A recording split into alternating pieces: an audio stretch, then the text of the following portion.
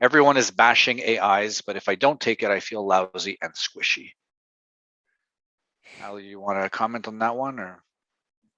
What was the question? If I don't take your AI, I feel lousy and squishy? Everyone is bashing AIs. Yeah. But if I don't take it, I feel lousy and squishy.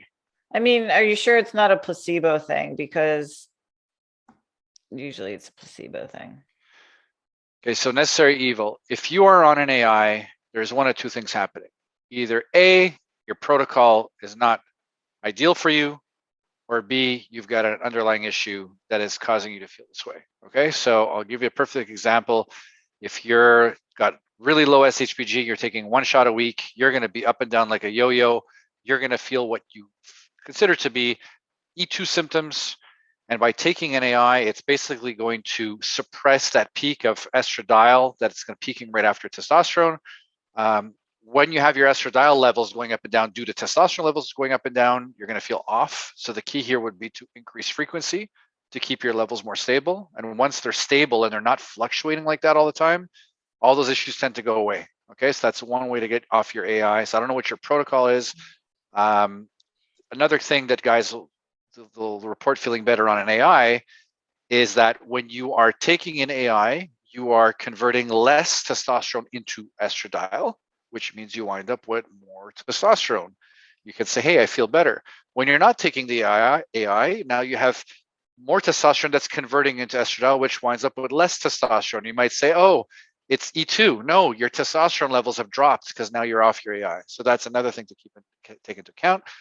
And the other thing is liver function. Thyroid is a big one. Liver function is a huge one. Liver function, that's where estrogens are metabolized. So if your liver function is poor, you'll have a buildup of these estrogens, not just estradiol, but all the phytoestrogens, estrogens. And by taking an AI, you're going to maybe lower that estrogen load, but it's not necessarily good for your health. Aromatase inhibitors were designed for women with breast cancer. Okay, they were not designed for men on TRT.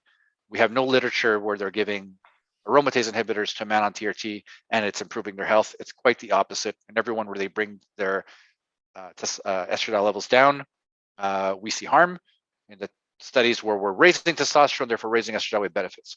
So you're likely going to be feeling better by fixing your protocol.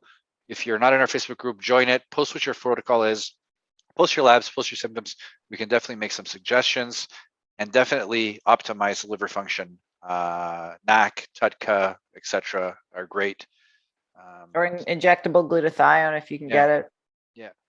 And keep in mind, if you have an underlying condition, your estradiol levels are going to go up because estradiol is a protective hormone. So if there's something bad going on in your body, your estradiol levels could very much go up. And the estradiol is in a response to the underlying condition. Okay, so you potentially have an underlying condition. Now your estradiol levels have gone up because it's trying to protect your body from it. And you're like, oh, my E2 is high. I need to lower my E2. I need to lower my E2. Well, why don't you go fix the underlying condition that's causing the high E2, right? Because this is a response to an issue. Go figure out what that issue is, fix that issue. Your E2 is going to come back down. Obviously, if you're overweight, you're very obese, you're going to have more aromatase, you'll have more estradiol. That's, again, not a reason to bring down E2 because estradiol helps to metabolize fat.